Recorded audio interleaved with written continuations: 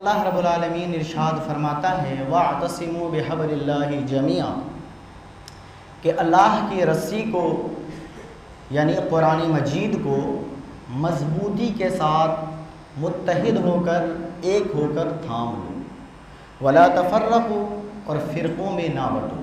مزید اس سورہ آل عمران کے آیت نمبر 105 میں اللہ رب العالمین ارشاد فرماتا ہے وَلَا تَكُونُوا كَالَّذِينَ تَفَرَّقُوا وَاخْتَلَفُوا مِن بَعْدِ مَا جَاءَهُمُ الْبَيِّنَاتُ وَأُولَٰئِكَ لَهُمْ عَذَابٌ عَظِيمٌ۔ اس کا ترجمہ کیا ہے کہ تم ان لوگوں کی مانند نہ ہو جانا کہ جنہوں نے اللہ کی طرف سے روشن دلائل آنے کے بعد یعنی اس قرآن کو آنے کے بعد پھر بھی فرقہ واریت میں مبتلا ہو گئے اور آپس میں فرقہ واریت کی اور تفرقہ ڈالا، تو اللہ فرماتا ہے وَأُولَٰئِكَ لَهُمْ عَذَابٌ عَظِيمٌ، ان کے لیے بڑا دردناک عذاب تیار کر رکھا گیا۔ یعنی اب اس امت کو قرآن کے علاوہ کس چیز کی ضرورت تھی؟ اس کے پاس قرآن ایک ہے، نبی ایک ہے، خدا ایک ہے، قبلہ ایک ہے، پھر یہ امت آج در در کی ٹھوکر کیوں کھا رہی ہے؟ اس لیے کہ علامہ اقبال نے کہا تھا وہ معزز تھے زمانے میں مسلمان ہو کر، تو وہ اس وقت مسلمان تھے اس لیے وہ معزز تھے، سربلند تھے۔ آج ہم ذلیل و خوار کیوں ہیں؟ ہم دیوبندی ہیں، بریلی ہیں، وہابی ہیں، شیعہ ہیں، سنی ہیں۔ علامہ اقبال کا لہجہ دیکھیں، وہ معزز تھے زمانے میں مسلمان ہو کر۔ وہ کیوں معزز تھے؟ اس لیے کہ وہ مسلمان تھے، وہ فرقوں میں نہیں بٹے ہوئے تھے، تو ہمیں مسلمان بننا ہوگا۔ دیکھیں اللہ رب العالمین آگے ارشاد کیا فرماتا ہے ان الذین فرقوا بینہم وکانوا شیعا لست منہم فی شیء، کہ بے شک جن لوگوں نے دین میں فرقے بنائے، اپنے آپ کو گروہوں میں بانٹ لیا، لست منہم فی شیء، اے نبی آپ سے ان کا کوئی تعلق نہیں۔ یعنی جس نے دین کے اندر فرقہ بنایا، فرقہ واریت کو ہوا دی، تو اللہ تبارک و تعالیٰ قرآن میں کیا فرماتا ہے لست منہم فی شیء، اے محبوب آپ ان کو خبر کر دیں، ان کو پیغام دے دیں کہ ان سے اور نبی سے ان کا کوئی تعلق نہیں۔ پھر آگے فرمایا انما امرہم الی اللہ ثم ینبئہم بما کانوا یفعلون، ان کا معاملہ اللہ ہی کے حوالے ہے، پھر وہ انہیں بتا دے گا جو کچھ وہ کرتے تھے۔ یعنی جو شخص فرقہ واریت کرتا ہے، فرقہ واریت کی بات کرتا ہے، امت میں فساد مچانا چاہتا ہے، تو اللہ کے رسول صلی اللہ علیہ وسلم کا اس سے کوئی بھی تعلق نہیں۔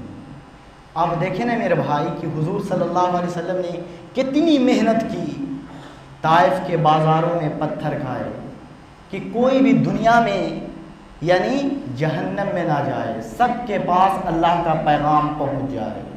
تو حضور علیہ السلام نے طائف کے بازاروں میں پتھر کھائے، لیکن پھر بھی دعائیں دی کہ میں ان کی آنے والی نسل سے ایمان کی خوشبو پا رہا ہوں۔ تو یہ رحمت للعالمین صلی اللہ علیہ وسلم کے اخلاق تھے کہ چاہا کہ سارے لوگ جنت کی طرف جائیں، لیکن آج میں اور آپ اپنا کردار دیکھیں کہ میں اور آپ ایک دوسرے کو جہنم کی طرف ڈھکیلنے میں لگے۔ دیکھیں نا سوچ کر، فلاں جنتی فلاں جہنمی، لگتا ہے کہ ہم نے ٹھیکہ لے لیا، جنت ہمارے باپ کی جاگیر ہے، یہ سمجھ رہے ہیں۔ آج کے مولوی یہ سمجھ رہے ہیں کہ جنت جو ہے میرے باپ کی جاگیر ہے، ہم جس کو پائیں گے بھیجیں گے، جس کو چاہیں گے نکال لیں گے، اپنا ٹھکانہ نہیں ہے۔ اس لیے کہ اللہ کے رسول صلی اللہ علیہ وسلم نے بیان فرمایا کہ ایک وقت آئے گا قرب قیامت میں کہ اس امت میں علماء سو پیدا ہوں گے جو دین کو کوڑیوں کے عوض بیچیں گے۔ تو آج دین کو بیچا جا رہا ہے، آج کوئی بندہ یہ کوشش نہیں کر رہا ہے لوگوں کی اصلاح کیسے ہو، امت میں اتحاد کیسا آئے۔ تو میرے بھائی مجھے اور آپ کو کوشش کرنی ہوگی، کوئی ایک بندہ تو کسی کو اٹھنا پڑے گا، کسی ایک کو تو تیار ہونا ہوگا، کسی ایک کو تو قدم اٹھانا پڑے گا، اور جب قدم اٹھائے گا تو اس کے راہ میں دشواریاں بھی آئیں گی، لوگ طعنہ بھی کریں گے، تنقید بھی کریں گے، یہ کیا بات ہو رہی ہے؟ تو میرے دوستو قرآن جو ہے دیکھیں کھل کھل کر ہمیں رہنمائی کرتا ہوا نظر آ رہا ہے۔ یہ سورہ شورى کی آیت نمبر 13 ہے۔ اس میں اللہ رب العالمین ارشاد فرماتا ہے، ہم نے جب پیغمبروں کو دین دیا تو ان کو ہدایت کی۔ ہدایت کس بات کی وَأَنْ أَقِيمُوا الدِّينَ وَلَا تَتَفَرَّقُوا، کہ تم پورے خلوص کے ساتھ اس دین پر قائم رہنا، پورے خلوص کے ساتھ اس دین پر، یعنی جو محمد صلی اللہ علیہ وسلم جو دین لے کر آئے ہیں ان پر وابستہ رہنا اور اس کو اختیار کر کے رہنا۔ اور پھر آگے فرمایا وَلَا تَتَفَرَّقُوا، اور اس میں فرقے نہ بنانا۔ دیکھیں نا کتنی بات آ رہی ہے فرقے کی، اور اس میں فرقے نہ بنانا، یہ نہ کہنا کہ فلاں گمراہ ہے، یہ سب جہنمی ہے، وہ کہے کہ یہ سب جہنمی ہے۔ اللہ کے رسول صلی اللہ علیہ وسلم فرمایا اس سے بچ کر رہنا۔ اب آگے دیکھیں قرآن مجید میں اللہ رب العزت آل عمران کی آیت نمبر 85 میں کیا بیان فرماتا ہے، وَمَن يَبْتَغِي غَيْرَ الْإِسْلَامِ دِينًا فَلَن يُقْبَلَ مِنْهُ، کہ جو کوئی اسلام کے علاوہ کوئی اور دین کا طلبگار ہوگا تو اللہ کیا فرماتا ہے فَلَن يُقْبَلَ مِنْهُ، ہم قیامت والے دن اس کے دین کو قبول ہی نہیں کریں گے۔ پھر فرمایا وَهُوَ فِي الْآخِرَةِ مِنَ الْخَاسِرِينَ، اور ایسا شخص قیامت میں خسارہ پا جانے والوں میں ہو جائے گا۔ پھر دیکھیں اللہ رب العالمین آل عمران کی آیت نمبر 19 میں کیا ارشاد فرماتا ہے، إِنَّ الدِّينَ عِنْدَ اللَّهِ الْإِسْلَامُ وَمَا اخْتَلَفَ الَّذِينَ أُوتُوا الْكِتَابَ إِلَّا مِنْ بَعْدِ مَا جَاءَهُمُ الْعِلْمُ بَغْيًا بَيْنَهُمْ وَمَنْ يَكْفُرْ بِآيَاتِ اللَّهِ فَإِنَّ اللَّهَ سَرِيعُ الْحِسَابِ۔ دیکھیں کلیئر ہو گیا، بے شک اللہ کے نزدیک اسلام ہی دین ہے۔ آپ کو یہ جتنا بھی ترجمہ لکھا ہے، آپ کنز الایمان اٹھائیں گے، اس سے میں نے سارے کو کوٹ کیا ہے، اور یہ میرے سے آپ ڈائری لے سکتے ہیں، تھوڑا سا وقت نکال سکتے ہیں، اس لیے کہ امت میں اتحاد پیدا ہو۔ اس لیے میرے بھائی آپ نہ سمجھ جائیں کہ مولوی دین کے ٹھیکیدار ہیں، یا مولوی اب دین کے ٹھیکیدار نہیں، یہ اپنے پیٹ کے ٹھیکیدار ہو گئے ہیں۔ ان کی پیٹ جو ہے جہنم کا کنواں بن گیا ہے، اور یہ حرام کھاتے کھاتے ان کا سب کچھ کالا ہو گیا ہے۔ تو میرے بھائی آپ کو خود قدم اٹھانا ہوگا۔ اللہ نے آپ کو آنکھ دی ہے نا، آپ کو عقل دی ہے نا، آپ اچھے برے کی تمیز کرتے ہیں نا، تو آپ کو خود فیصلہ لینا ہوگا، بیٹھنا۔ اور یہ قرآن بڑا مشکل نہیں ہے، آج مولویوں نے فساد مچا دیا ہے کہ قرآن سمجھنا سب کے بس کی بات نہیں ہے، اور قرآن کہتا ہے وَلَقَدْ يَسَّرْنَا الْقُرْآنَ لِلذِّكْرِ فَهَلْ مِن مُدَّكِرٍ، ہم نے قرآن کو آسان کر دیا ہے۔ کون کہہ رہا ہے؟ اللہ کہہ رہا ہے کہ ہم نے قرآن کو آسان کر دیا ہے۔ کوئی جو اس قرآن سے نصیحت لے جائے؟ کبھی ہم قرآن کھولیں گے نہیں، ناظرہ پڑھنا آتا نہیں ہے، اور ہم فرقہ واریت کی بات کرنے بیٹھ جاتے ہیں۔ میرے بھائی ذرا عقل پہ دو، سنی سنائی پہ نہ جاؤ، توجہ دے، غور کرو کہ میرا اسلام کیا ہے، کہاں سے کہاں چلے گئے۔ اللہ کے رسول صلی اللہ علیہ وسلم نے اس امت کو امت بنایا ہے اور امت وحدہ بنایا ہے، خدا کے لیے امت وحدہ بن جائیں۔ تو اللہ تبارک و تعالیٰ اس کے اندر فرماتا ہے ان الدین عند اللہ الاسلام وما اختلف الذین اوتوا الکتاب الا من بعد ما جاءهم العلم بغیا بینہم ومن یکفر بآیات اللہ فان اللہ سریع الحساب۔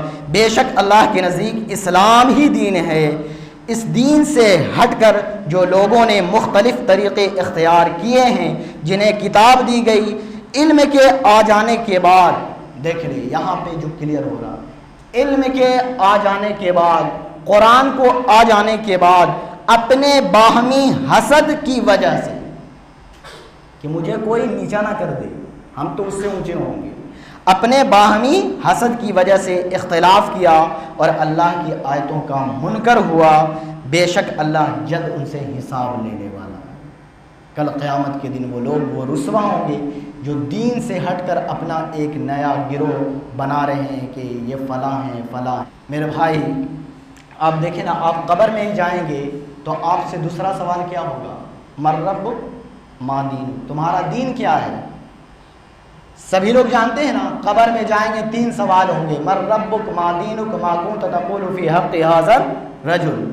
پہلا سوال ہوگا تمہارا رب کون ہے، دوسرا سوال ہوگا تمہارا دین کیا ہے۔ تو دین کے بارے میں کیا جواب دیں؟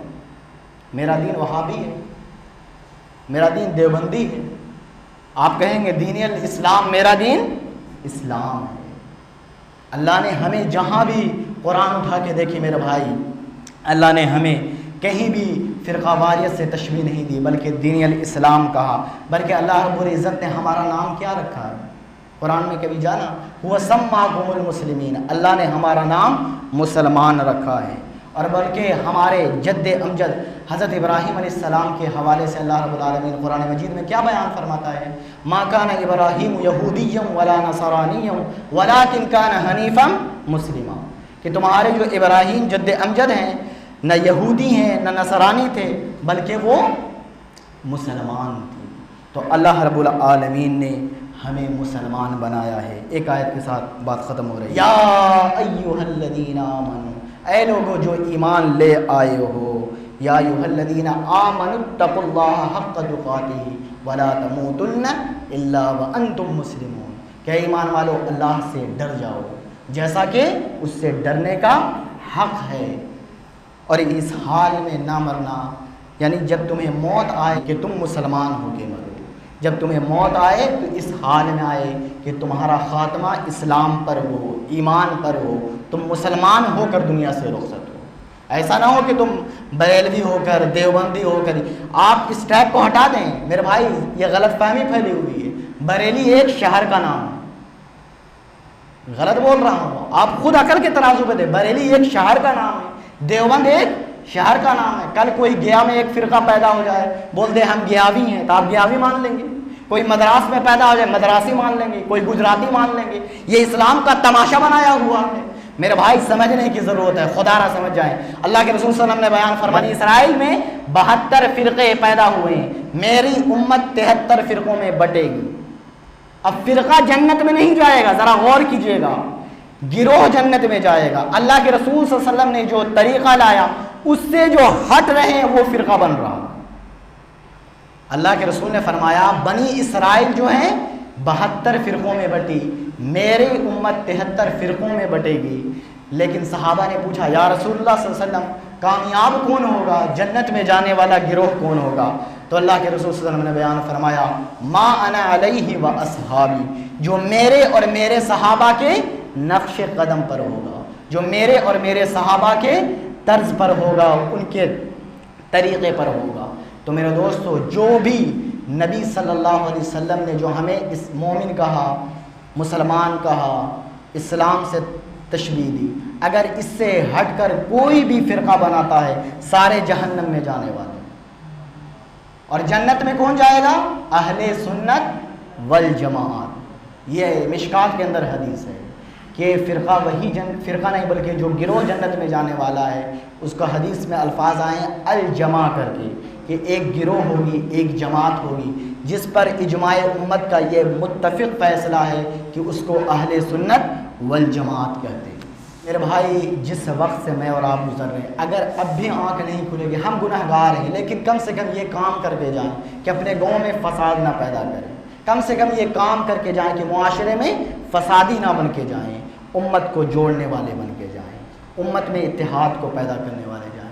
میرے بھائی، ایک بات آپ جانتے ہیں کہ آج تک جو دنیا میں جلسے ہوئے ہیں، کبھی جلسے کا عنوان کیا ہوتا ہے؟ جشن دیوبندی کانفرنس، جشن بریلوی کانفرنس، تعظیم یا پھر فضیلت اہل حدیث کانفرنس۔ کبھی آپ نے پوری زندگی میں، آپ مجھ سے بڑے بھی بڑے لوگ بیٹھے ہیں، پوری زندگی میں کبھی ایسا جلسہ دیکھا ہے جشن مسلمان کانفرنس دیکھا ہے؟